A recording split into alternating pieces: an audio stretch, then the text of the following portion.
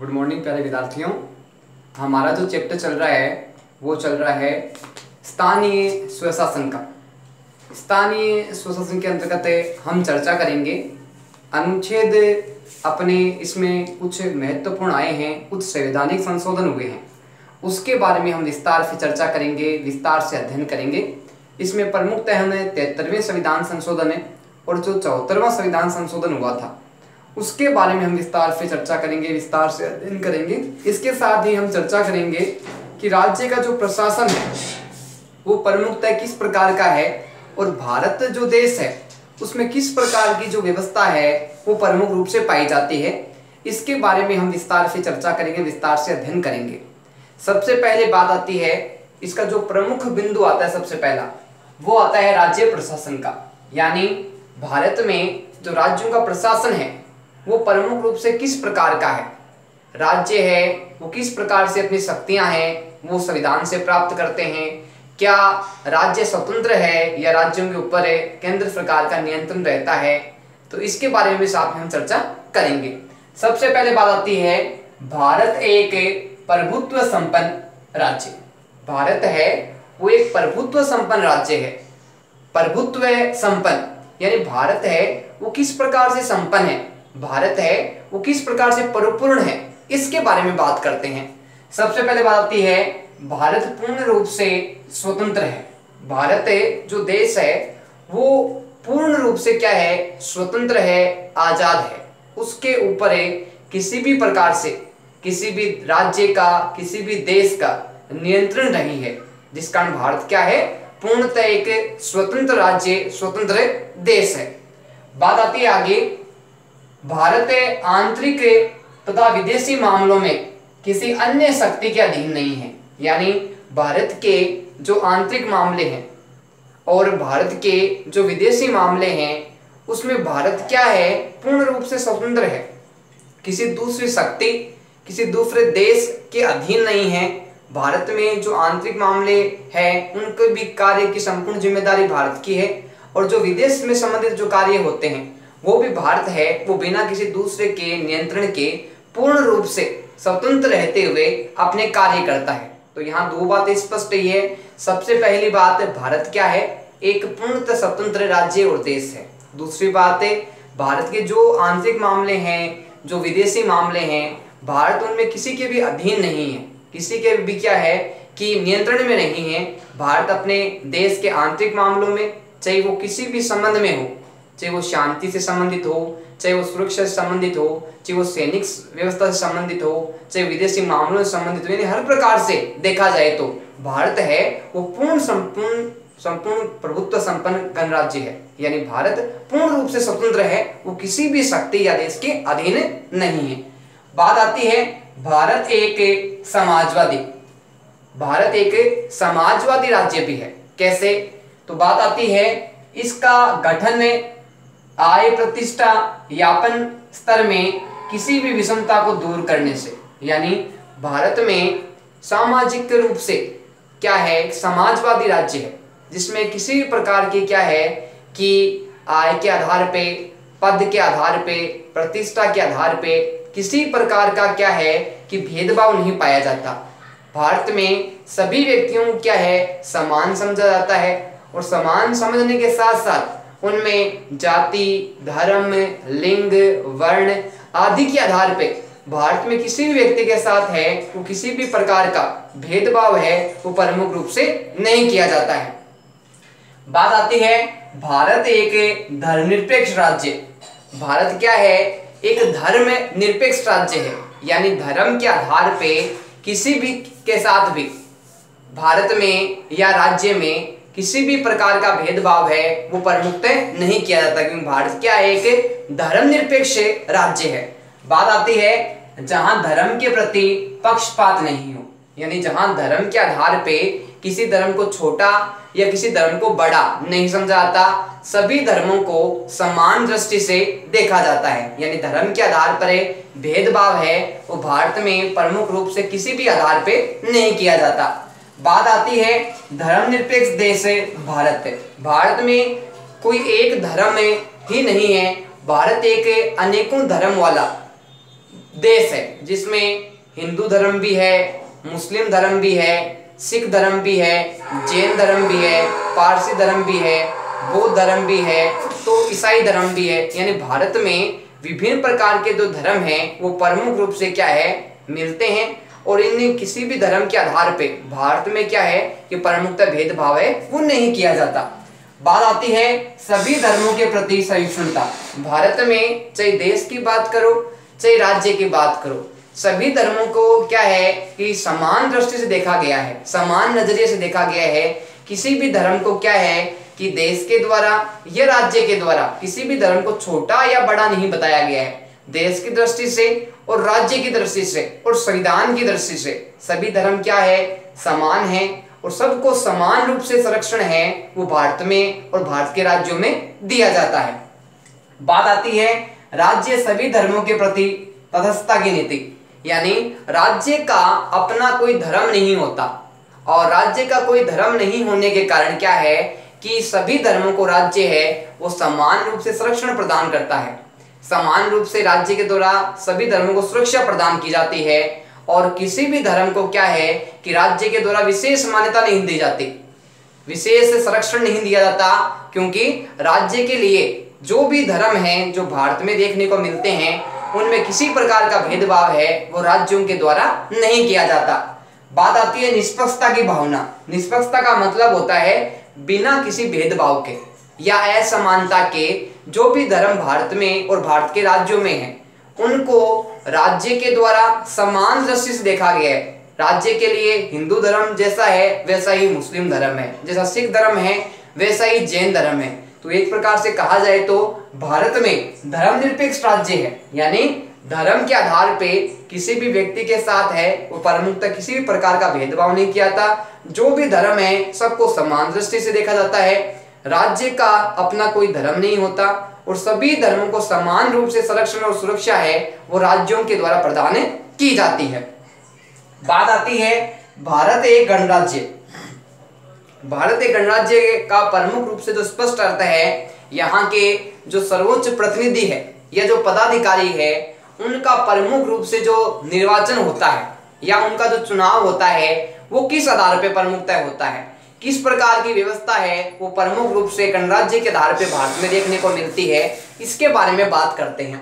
सबसे पहले बात आती है भारत में राज्याध्यक्ष या सर्वोच्च व्यक्ति वंशानुगत नहीं, यानी भारत में जो राज्याध्यक्ष है या सर्वोच्च जो प्रतिनिधि है वो क्या वंशानुगत नहीं है। वंशानुगत का मतलब होता है भारत में परिवारवाद की परंपरा नहीं पाई जाती, यानी वंश के आधार पे यहाँ पद है वो सर्वोच्च पद है वो प्रमुख रूप से व्यवस्था नहीं की रखी।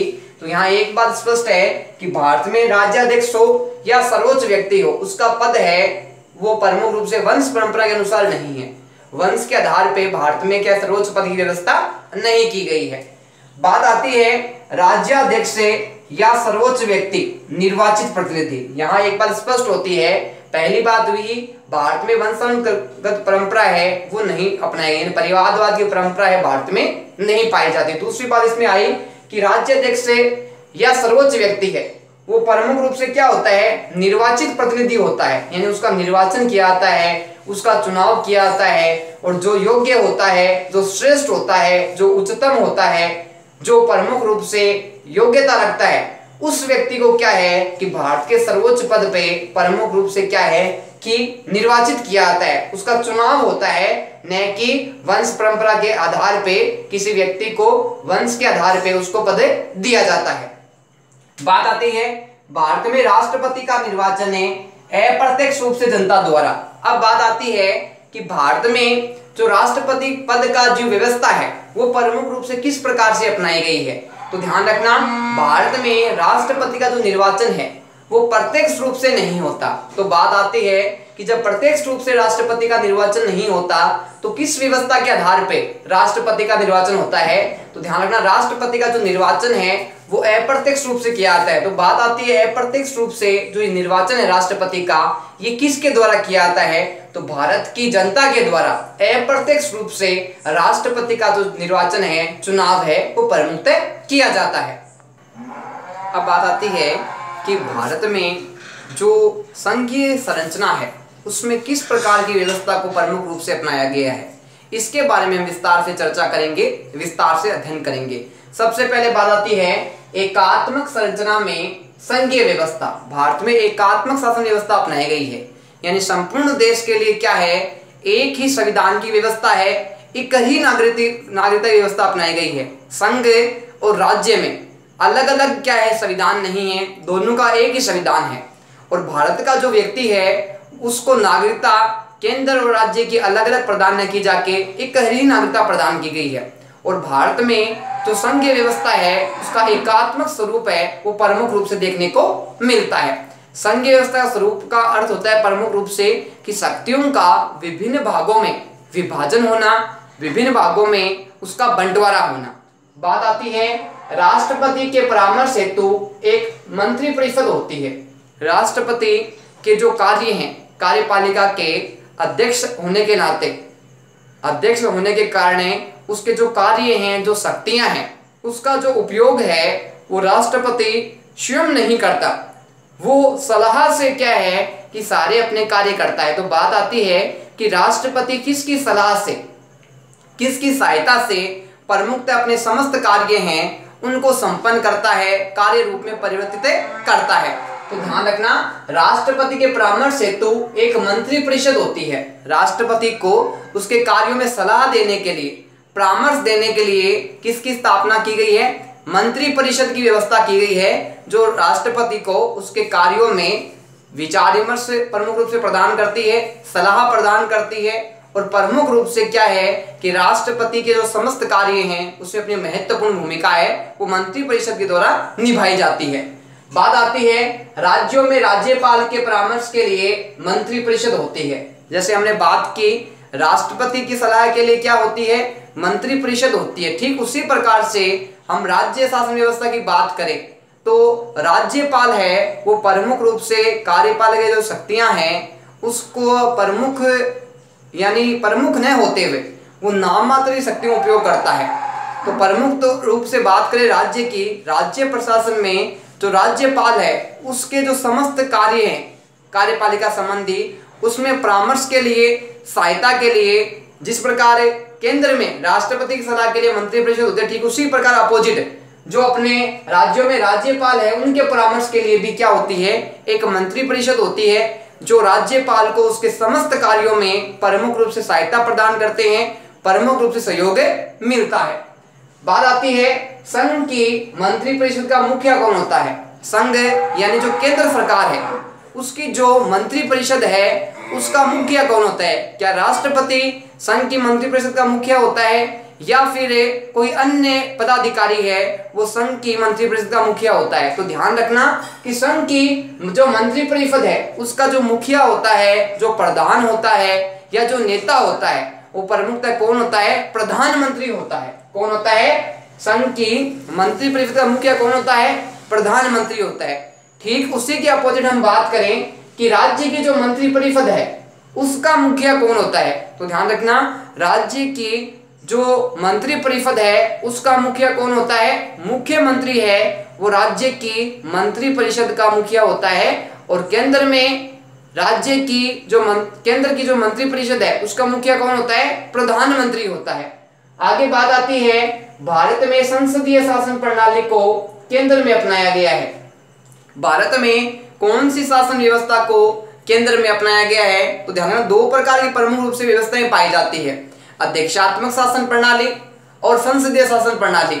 तो भारत में यहाँ पे अध्यक्षात्मक शासन प्रणाली न अपना के भारत में संसदीय शासन प्रणाली को अपनाया गया है, जहाँ पे क्या है कि प्रमुख रूप से जो समस्त कार्य हैं वो प्रमुख रूप से केंद्र की बात करें तो प्रधानमंत्री के द्वारा किए जाते हैं, राज्य की बात करें तो प्रमुख रूप से इन कार्यों को संपन्न करने में मुख्यमंत्री की अपनी महत्वपूर्ण भूमिका होती है। आगे बात आती है राज्यों में भी संसदीय शासन प्रणाली को अपनाया गया है। जिस प्रकार भारत में केंद्र में व्यवस्था प्रमुख रूप से अपनाई गई है संसदीय शासन प्रणाली की, ठीक उसी प्रकार हम बात करें राज्य प्रशासन की तो राज्य प्रशासन में भी क्या है कि केंद्र के भांति संघ के भांति क्या है कि संसदीय शासन प्रणाली को अपनाया गया है, जहां मंत्री परिषद की सलाह के लिए प्रमुख रूप से मंत्री परिषद है वो किसको सलाह देती है?